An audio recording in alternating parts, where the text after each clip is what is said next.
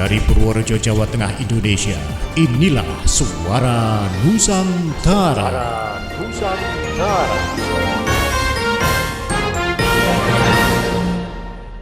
Assalamualaikum warahmatullahi wabarakatuh.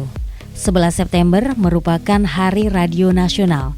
Tentunya memberikan semangat bagi insan radio dan televisi untuk selalu berkarya yang terbaik. Merupakan kebanggaan bagi Irama FM dipercaya untuk memproduksi Suara Nusantara. Masukan dan saran tentu kami nantikan untuk perbaikan ke depan. Dari 88,5 Irama FM Purworejo, kami persembahkan Suara Nusantara. Selamat menyaksikan. Wassalamualaikum warahmatullahi wabarakatuh.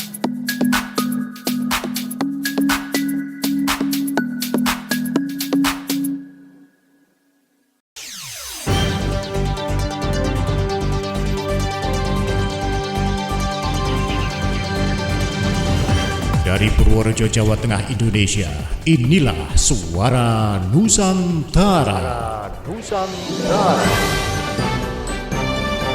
Suara Nusantara edisi ke-70 produksi Radio Irama FM Purworejo.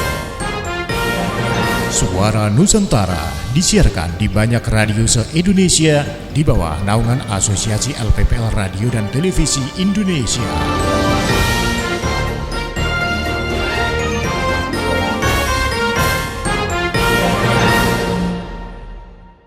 Saudara, Suara Nusantara kembali hadir untuk menyampaikan informasi-informasi menarik hasil laporan kontributor Suara Nusantara se-Indonesia. Suara Nusantara edisi 70 kali ini hasil produksi Radio Irama FM Purworejo, Jawa Tengah. Bersama saya Ayu dan saya Bayu Zakaria.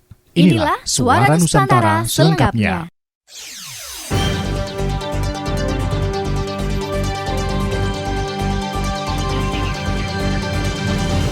Dari Purworejo, Jawa Tengah, Indonesia,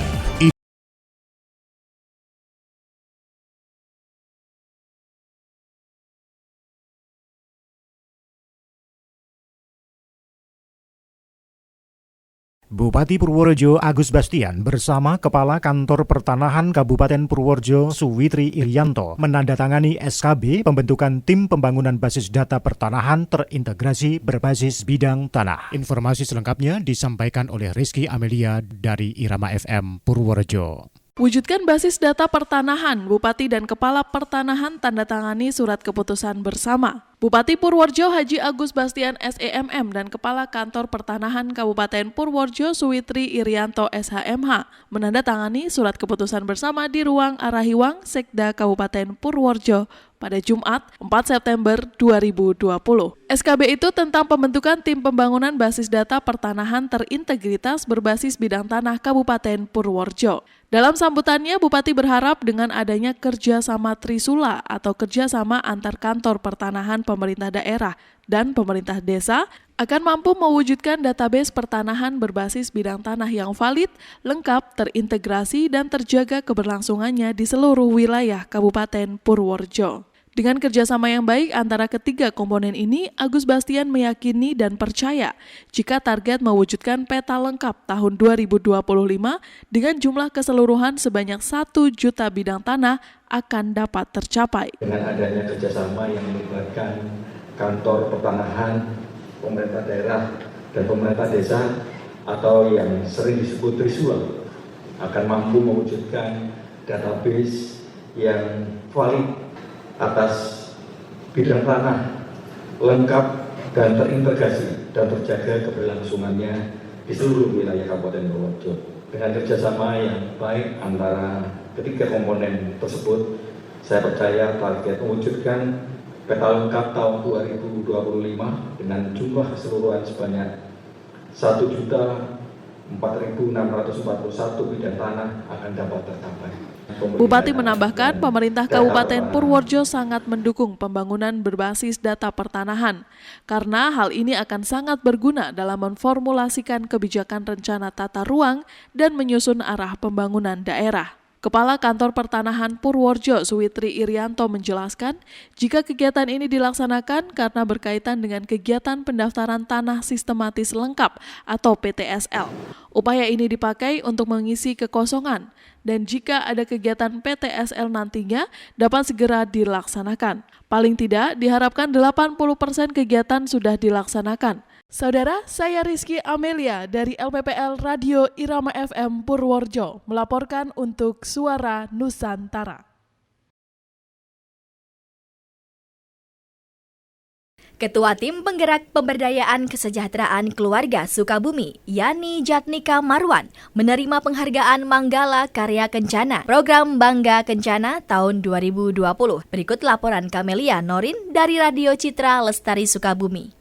Ketua Tim Penggerak Pemberdayaan Kesejahteraan Keluarga atau TPPKK Kabupaten Sukabumi, Hajah Yani Jatnika Marwan, menerima penghargaan Manggala Karya Kencana Program Bangga Kencana tahun 2020. Penyerahan penghargaan dilaksanakan di Pangrango Resort, Salabintana, langsung oleh BKKBN Pusat, Kamis 3 September 2020. BKKBN juga memberikan penghargaan pelayanan KB sejuta akseptor kepada Bupati Sukabumi, Haji Marwan Hamami. Dalam kesempatan tersebut, Haji Marwan menyerahkan kendaraan operasional mobil unit penerangan kepada DPPKB Kabupaten Sukabumi, termasuk menyerahkan piagam penghargaan bagi pengelola program Bangga Kencana tingkat Kabupaten Sukabumi tahun 2020 kepada sejumlah UPT pengendalian pendudukan.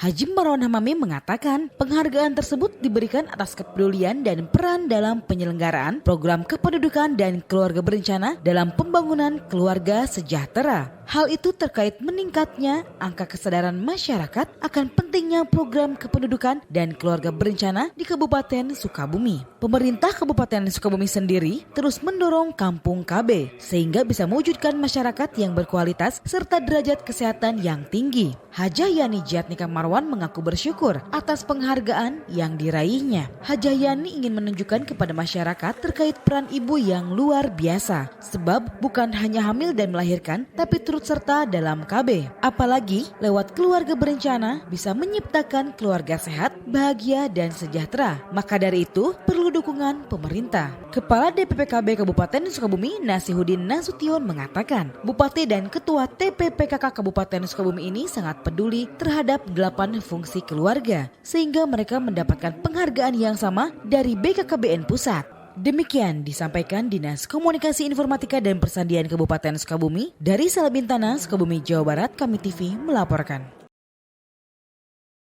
Keberhasilan pembangunan pertanian berawal dari kebangkitan SDM yang unggul dan terampil di bidang pertanian. Hal itu disampaikan oleh Kepala Badan Penyuluh dan Pembangunan Sumber Daya Manusia Pertanian Kementerian RI, Budi Nur Syamsi. Putri Maisuri dari Radio DBFM Lampung Selatan melaporkan.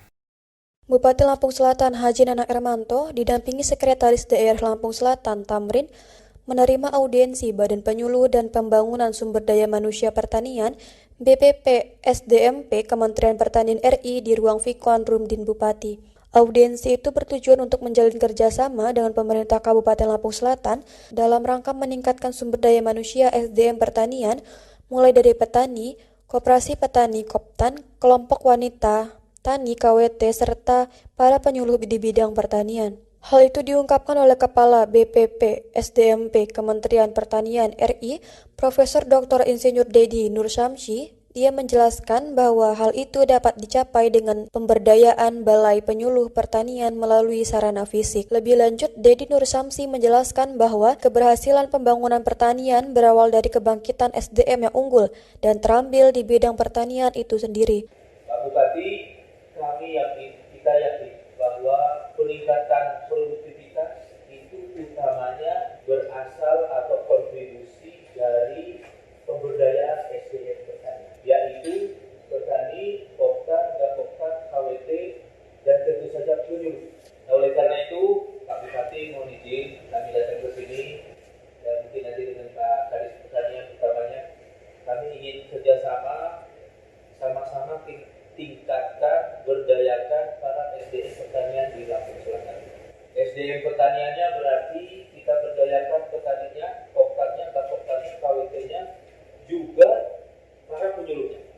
Sedikit mengulas mengenai sejarah pada zaman Soeharto, Deddy Nur Samsi menyebut bahwa Presiden Soeharto pernah mendapatkan penghargaan atas keberhasilannya mencapai swasembada pangan pada masa itu. Dengan dilakukannya pemberdayaan SDM petani itu, diharapkan mampu meningkatkan produktivitas pertanian dengan mengangkat 17 BPP di Kabupaten Lampung Selatan. Sementara Nanang Ermanto pada kesempatan itu menyambut baik tujuan dari kedatangan BPP SDMP. Nanang Ermanto menyebut bahwa Kabupaten Lampung Selatan mempunyai lahan seluas 16 hektar dan akan dimanfaatkan sebagai lahan pertanian dan telah menciptakan kebun edukasi sebagai lahan uji coba. Nanang Ermanto berharap dengan kedatangan tim BPP SDMP mampu meningkatkan swasembada ketahanan pangan di Lampung Selatan. Di BFM Radio, Putri Maisuri melaporkan.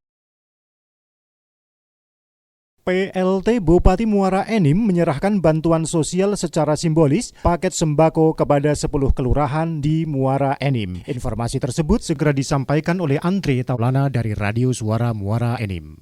Penyerahan secara simbolis bantuan sosial berupa paket sembako di 10 kelurahan dalam Kabupaten Muara Enim. Pelaksana tugas Bupati Muara Enim Haji Juarsa Sarjana Hukum didampingi Sekretaris Daerah Insinyur Haji Hasanuddin MSI menyerahkan secara simbolis bantuan sosial berupa paket sembako kepada warga kurang mampu di 10 kelurahan dalam Kabupaten Muara Enim. Dalam sambutannya, PLT Bupati menyampaikan bahwa bantuan sembako ini bertujuan untuk meringankan beban warga masyarakat yang kurang mampu yang berdomisili di seluruh kelurahan Kabupaten Muara Enim. Secara simbolis pagi ini kita bagikan itu adalah bagian sembako dampak COVID-19 ini kan sebanyak 7.790 yang terdiri dari 10 kelurahan. Andre Taulana, Suara Muara Enim Radio untuk Suara Nusantara.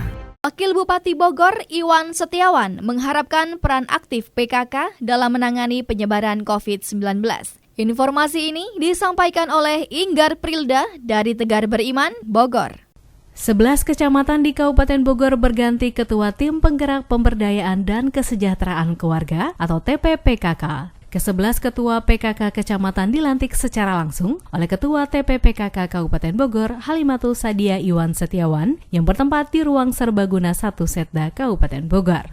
Dalam sambutannya, Ketua TPPKK Kabupaten Bogor, Halimatul Sadia Iwan Setiawan mengatakan, peran dan fungsi gerakan PKK bukanlah merupakan sesuatu hal yang berlebihan, karena tim penggerak PKK memiliki peran pendukung upaya pemerintah dalam mengembangkan kesejahteraan keluarga dan merupakan salah satu unsur pelaku pembangunan. Sementara itu, menurut Wakil Bupati Bogor Iwan Setiawan, selain rencana program kerja yang tertuang dalam 10 program pokok PKK, di masa pandemi COVID-19, tim penggerak PKK diharapkan mengambil peran dalam upaya pencegahan penularan virus COVID-19 di masyarakat Kabupaten Bogor. TPPKK sendiri merupakan organisasi yang bersinergi dengan pemerintah, sehingga setiap kebijakan yang dikeluarkan pemerintah menjadi tugas PKK untuk ikut mensosialisasikan kepada masyarakat. Saya atas nama pemerintah dan juga sebagai Ketua Pembina PKK Bogor mengucapkan selamat kepada yang baru dilantik untuk mengemban tugas baru di wilayah atau jabatan di Ketua PKK. Jabatan ini tadi saya ngobrol dengan Pak Ade, antara kadang-kadang di satu sisi mata memandang bahwa jabatan PKK itu dianggap kata perempuan kurang kerjaan. Padahal kalau saya tidak pernah bercanda di situ, karena saya pernah beberapa kali mengikuti Zoom meeting. Sekarang justru peran PKK ini yang diandalkan. Untung saja PKK-nya sekarang tidak jual mahal, masih semangat. Padahal saya sebagai Wakil Ketua Gugus Tugas COVID Kabupaten Bogor itu untuk bagaimana mensosialisasikan program kegiatan, contohnya COVID aja, itu memerlukan dari peran serta jaringan PKK baik di tingkat kabupaten, kecamatan, atau tingkat desa. Itu penting. Selain membentuk desa aman COVID-19 dalam upaya penanganan pandemi wabah virus corona, pemerintah Kabupaten Bogor juga meminta pemerintah desa dan PKK ikut mensukseskan program membagikan 12 juta masker. Inggar Belda, Irfan Pratama, Rizky Agustiandi, Radio Tegar Beriman melaporkan untuk Suara Nusantara. Bupati Sumedang Doni Ahmad Munir meresmikan Tugu 0 km di Jalan Pangeran Gesan Ulun, Sumedang. Tepatnya berada di pusat pertokoan perkotaan lingkungan Losmen Kelurahan Regol Wetan, Kecamatan Sumedang Selatan. Dilaporkan oleh reporter Iwan Ingki dari LPPL RKS Sumedang. Bupati Sumedang Doni Ahmad Munir meresmikan Tugu 0 km di Jalan Pangeran Gesan Ulun, Sumedang, tepatnya berada di pusat pertokoan perkotaan lingkungan Losmen, Kelurahan Regol Wetan, Kecamatan Sumedang Selatan. Tugu 0 km Sumedang dibangun dan berada di antara pusat pemerintahan Alun-Alun Sumedang dan pusat ekonomi Sumedang sebelah utara Sungai Cipeles. Pemkab Sumedang sudah mendeklarasikan sebagai kabupaten wisata. Semua tempat harus menjadi destinasi wisata. Semua orang yang pernah datang ke Sumedang bisa berfoto selfie di Tugu 0 km ini.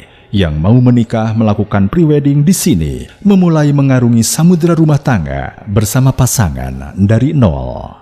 Bupati Sumedang Doni Ahmad Munir mengatakan bahwa titik nol ini merupakan acuan atau marka tanah untuk menentukan jarak dari satu kota ke kota lainnya atau dari sebuah daerah ke daerah lainnya.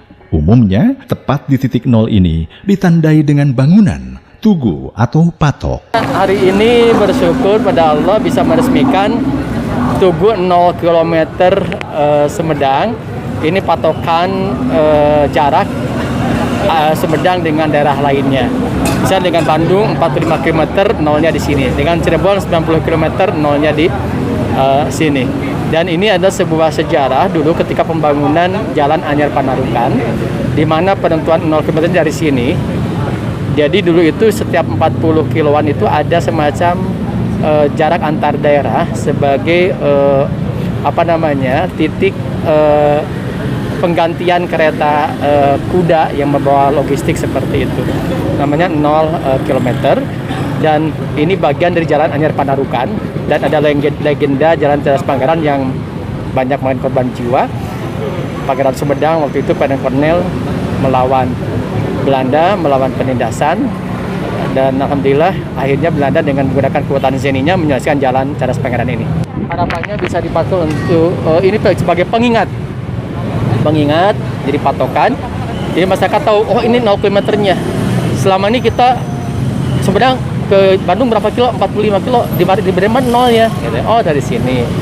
Jadi 0 antar daerah itu di sini. Kedua bisa jadi tempat wisata untuk selfie, untuk prewedding dan sebagainya, dan mengingat tentang perjuangan dulu membangun jalan ini. Ya. Demikian Iwan Ingkig melaporkan. Pekon Margosari, Kecamatan Pagelaran Utara, Kabupaten Pringsewu, Provinsi Lampung, menjadi desa pertama di Indonesia yang menerapkan pembelajaran jarak jauh menggunakan Abdi Patriot Trion. Berikut laporan Anton Hapsara dari Radio Rapemda Pringsewu, Lampung. Pekon Margosari, Kecamatan Pagelaran Utara, Kabupaten Pringsewu, Provinsi Lampung, menjadi desa pertama di Indonesia yang menerapkan sistem pembelajaran jarak jauh PJJ Abdi Patriot Trion. Hal tersebut seiring dengan telah dilaksanakannya uji coba sekaligus launching PJJ Abdi Patriot Trion oleh Bupati Pringsewu Sujadi di SD Negeri 2 Margosari, Kecamatan Pagelaran Utara, Kabupaten Pringsewu, Kamis 27 Agustus lalu. Bupati Pringsewu Sujadi dalam sambutannya mengatakan, pembelajaran jarak jauh ini bisa menjadi inspirasi bagi semua, di mana lokasi pekon atau desa yang berada di daerah pegunungan dan jauh dari kota bukan menjadi alasan untuk tidak maju dan berkembang. Dikatakan Bupati Pringsewu, belajar bukan hanya membaca buku dan belajar mata pelajaran, namun juga belajar dalam membaca situasi dan kondisi. Sementara itu, Aris Kurniawan dari Kementerian Komunikasi dan Informatika Republik Indonesia mengatakan, keunggulan strategi pembelajaran jarak jauh Abdi Patriot Trion tersebut diantaranya adalah dapat mempertajam rencana pelaksanaan pembelajaran yang telah dirumuskan sekolah dan guru, menyediakan waktu belajar yang lebih luas bagi siswa untuk menerima pelajaran yang diberikan sekolah. Lebih lanjut dikatakan oleh Aris Kurniawan bahwa pertimbangan kesehatan dan keselamatan siswa dan guru di tengah pandemi COVID-19 ini merupakan alasan penghentian sementara pembelajaran tatap muka di sekolah, sehingga pembelajaran jarak jauh secara daring diluncurkan agar siklus pembelajaran tetap berjalan di tengah pandemi. Sebagai yang pertama di Indonesia yang menerapkan sistem pembelajaran jarak jauh tanpa kuota, tentunya hal ini harus menjadi kebanggaan. Hasil dari PJJ di Pekon Margosari ini selanjutnya akan ia laporkan ke kantor Kementerian Komunikasi dan Informatika RI di Jakarta dan selanjutnya akan ditularkan pula ke daerah lainnya di seluruh Indonesia. Melalui Rapemdanya, melalui apa saja yang bisa kami usahakan, mungkin berkaitan dengan anggaran. Kalau di anggaran 2020 ini apa isi sopora, karena dalam perubahan kalau sudah tidak mungkin, tolong yang berkaitan dengan perubahan yang kewajiban kita pada murni 2020 nanti bisa dipasang. Anton Hapsara, LPPL Radio Pringsewu FM, Pringsewu Lampung untuk Suara Nusantara. Bupati Banyuasin menyerahkan insentif tenaga kesehatan khusus penanganan COVID-19 di Kabupaten Banyuasin. Dari Radio Suara Banyuasin, Imelda segera melaporkan. Kita secara simbolis menyerahkan bantuan pemerintah kaitan dengan insentif penanganan COVID-19 di Kabupaten Banyuasin. Bupati Banyuasin Haji Askolani didampingi Wabub Haji Slamet menyerahkan bantuan insentif bagi tenaga kesehatan yang bertugas khusus dalam penanggulangan COVID-19 di Kabupaten Banyuasin. Dana yang dikucurkan senilai 7,1 miliar rupiah untuk 629 orang tenaga kesehatan. Penyerahan secara simbolis dilaksanakan di Auditorium Pemkab Banyuasin Senin 7 September 2020 dan diikuti perwakilan para dokter, perawat, dan tenaga medis lainnya. Bupati Askolani dengan tegas menyatakan bangga terhadap tenaga kesehatan Kabupaten Banyuasin yang berjibaku dalam pencegahan dan penanganan virus COVID-19 tersebut. Diterangkan Bupati Askolani, Kabupaten Banyuasin salah satu daerah yang rentan penularan virus COVID-19 karena berbatasan langsung dengan kota Palembang yang telah lebih dulu dinyatakan zona merah. Kemudian berada di jalur lintas Sumatera dan banyak warga Banyuasin yang bekerja, kuliah, dan sekolah di Palembang. Untuk diketahui bahwa warga Banyuasin yang terkonfirmasi positif COVID-19 berjumlah 313 orang dan mengalami peningkatan kesembuhan sebanyak 252 orang. Tingginya tingkat kesembuhan ini mendapat apresiasi dari Dinas Kesehatan Provinsi Sumatera Selatan. Bupati menyatakan status Banyuasin sudah terus membaik dari zona merah ke orange dan sekarang kuning ke hijau. Imelda, LPPL Radio Suara Banyuasin untuk Suara Nusantara. Badan Kesatuan Bangsa dan Politik Mura melaksanakan sosialisasi peraturan perundang-undangan Pilkada tahun 2020 Kabupaten Mura. Selengkapnya, Linda Ali dari RDS Musirawas Sumatera Selatan melaporkan. Badan Kesatuan Bangsa dan Politik Kabupaten Musirawas melaksanakan sosialisasi peraturan perundang-undangan Pilkada tahun 2020. Badan Kesatuan Bangsa dan Politik Kabupaten Musirawas melaksanakan sosialisasi peraturan perundang-undangan Pilkada tahun 2020 Kabupaten Musirawas di Gedung BLK Selasa 8 September 2020 seperti yang dilaporkan reporter Nopi Yansa. Kegiatan ini dilaksanakan guna meningkatkan menarik peminat suara di wilayah Kabupaten Musirawas saat pemilihan kepala daerah atau Pilkada Bupati dan Wakil Bupati Musirawas tahun 2020. Kepala Kesbangpol Kabupaten Musirawas Amran menjelaskan, sosialisasi ini bertujuan menguatkan strategi peran pemerintah Kabupaten Musirawas dalam mensukseskan Pilkada Bupati dan Wakil Bupati tahun 2020. Sosialisasi ini menghadirkan narasumber dari perwakilan KPU dan Bawaslu Musirawas, sedangkan peserta sosialisasi meliputi kades-kades di 14 kecamatan serta 14 camat di Kabupaten Musirawas. Amran berharap setelah mengikuti sosialisasi ini, kades dan camat dapat meneruskan sosialisasi ini kepada warga di wilayahnya masing-masing. Dengan mensosialisasi yang berantai ini nantinya, target Kesbangpol dalam Pilkada yakni 77,5% masyarakat Kabupaten Musirawas menggunakan hak suaranya dapat tercapai. Linda Ali, Radio Darussalam Sempurna melaporkan. Sekretaris Daerah Kabupaten Siak definitif secara resmi dilantik oleh Bupati Siak Al-Fedri. Dalam kesempatan yang sama juga dilaksanakan pengambilan sumpah jabatan 3 kepala OPD di lingkup pemerintah daerah Kabupaten Siak. Dilaporkan oleh reporter Desi dari LPPL Radio Pemkab Siak, Riau. Sekretaris Daerah Kabupaten Siak definitif Haji Arfan Usman diambil sumpah jabatan dan resmi dilantik oleh Bupati Siak Al-Fedri pada Selasa 8 September 2020 di Ruang Raja Indra Pahlawan. Selain itu sekaligus juga dilaksanakan pelantikan 3 kepala OPD di lingkup pemerintah daerah Kabupaten Siak. Di antaranya Kepala Disduk Capil Hasmijal, Kepala Badan Keuangan Daerah Muzamil, dan Kepala Dinas Sosial Wan Idris.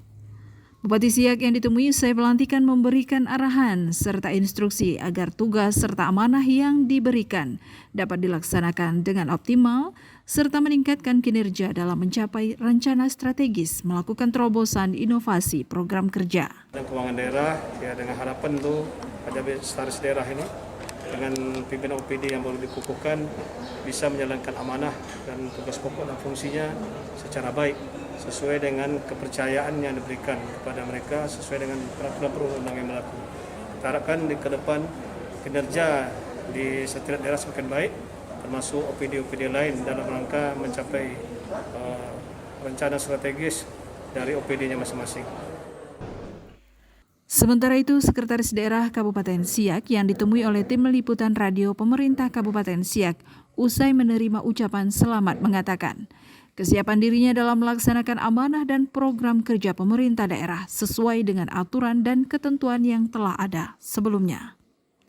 Mantan Kepala Dinas Kominfo Kabupaten Siak ini lebih lanjut menjelaskan, jabatan Sekda berperan strategis mendukung dan melaksanakan jalannya roda pemerintahan daerah Kabupaten Siak, mengimplementasikan visi misi Kabupaten Siak. Kedepan tugasnya sebagai Sekda tidaklah mudah, ditambah lagi dengan mendekati masa pelaksanaan pilkada. Arfan Usman akan berupaya objektif, terutama dalam menjalankan aturan dan undang-undang netralitas ASN. Yang jelasnya seperti apa yang jadi amanat Bapak Bupati Siak, bahwa tugas di awal ini adalah tugas berat bagi seorang sekda yang dilatih hari ini. Saya jelasnya melaksanakan apa yang sudah digariskan sebelumnya. Artinya saya tidak akan membuat kebijakan-kebijakan baru.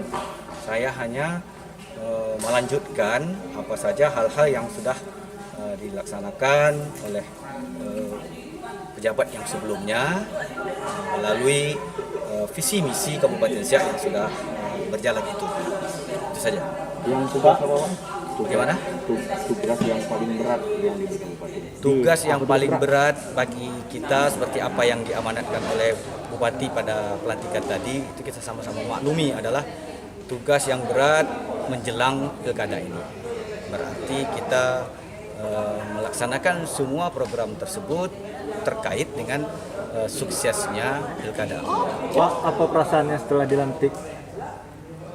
Saya merasa sangat berbahagia sekali dan saya merasa bahwa ini adalah suatu rahmat Allah yang maha besar bagi saya dan tidak pernah terbayangkan oleh saya bahwa di akhir jabatan saya sebagai sekretaris daerah ini, di akhir sebagai ASN pengabdian saya menjadi sekda. Ini tidak pernah saya bayangkan, tapi ini adalah merupakan suatu anugerah besar dari Allah Subhanahu wa taala yang dijatuhkan atau diberikan kepada hambanya yang dhaif ini. Hadir pada pelantikan tersebut Asisten Administrasi Umum Sekretaris Daerah Provinsi Riau Syahrial Abdi, Ketua dan Wakil Ketua DPRD Kabupaten Siak, unsur Forkopimda, para asisten staf ahli Bupati, pimpinan OPD, Ketua Lembaga Adat Melayu Riau Kabupaten Siak, pimpinan BUMD dan Perbankan, Ketua Dharma Wanita Kabupaten Siak, para camat se-Kabupaten Siak, serta tokoh masyarakat dan agama. Dari LPPL Radio Pemerintah Kabupaten Siak Provinsi Riau, reporter Desi Ekawati, kameramen Syahmijul melaporkan untuk Suara Nusantara. Gigih Basokayadi resmi menjadi pengganti antara waktu anggota DPRD Kabupaten Kebumen periode 2024. Dilaporkan oleh reporter dari Tim Liputan Ratih TV, Kebumen. Gigih Basokayadi, politisi Partai Demokrasi Indonesia Perjuangan (PDIP), resmi menjadi pengganti antar waktu anggota DPRD Kabupaten Kebumen periode 2024. Gigih menggantikan Dalyono yang meninggal dunia pada 11 Mei 2020 lalu. Pengambilan sumpah Gigih Basokayadi dilakukan Ketua DPRD Kabupaten Kebumen Sarimun pada rapat paripurna dengan agenda pengucapan sumpah atau janji pengganti antara waktu anggota DPRD Kabupaten Kebumen Kamis 10 September 2020 di ruang rapat paripurna DPRD Kabupaten Kebumen. Keputusan pengangkatan Gigih berdasarkan keputusan Gubernur Jawa Tengah nomor 170/42 tahun 2020 ditetapkan pada tanggal 4 September 2020. Bupati Kebumen Kiai Haji Yasid Mahfud yang hadir dalam kesempatan tersebut menyampaikan dengan pengangkatan pengganti antar waktu anggota DPRD Kabupaten Kebumen ini diharapkan akan memperkuat kerjasama yang baik dan sinergis antar anggota DPRD maupun dengan pemerintah Kabupaten Kebumen serta bersama-sama membangun dan memajukan Kabupaten Kebumen. Hadir dalam kesempatan tersebut, para wakil ketua dan anggota DPRD Kabupaten Kebumen dan anggota DPRD Provinsi Jawa Tengah yang juga merupakan Ketua DPC PDIP Kabupaten Kebumen Saiful Hadi. Selain itu, hadir di ruang rapat paripurna DPRD anggota Forkompimda serta Sekda Kebumen Ahmad Ujang Sugiono. Dari Kebumen, Tim Liputan Ratih TV memberitakan.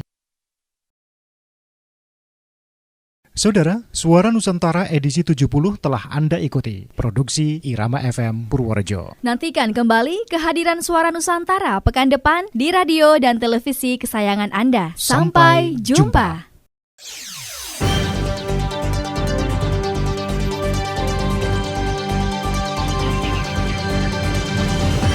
Dari Purworejo, Jawa Tengah, Indonesia, baru saja Anda dengarkan Suara Nusantara 70 produksi Radio Irama FM Purworejo. Suara Nusantara disiarkan di banyak radio dan televisi se-Indonesia di bawah naungan Asosiasi LPPL Radio dan Televisi Indonesia.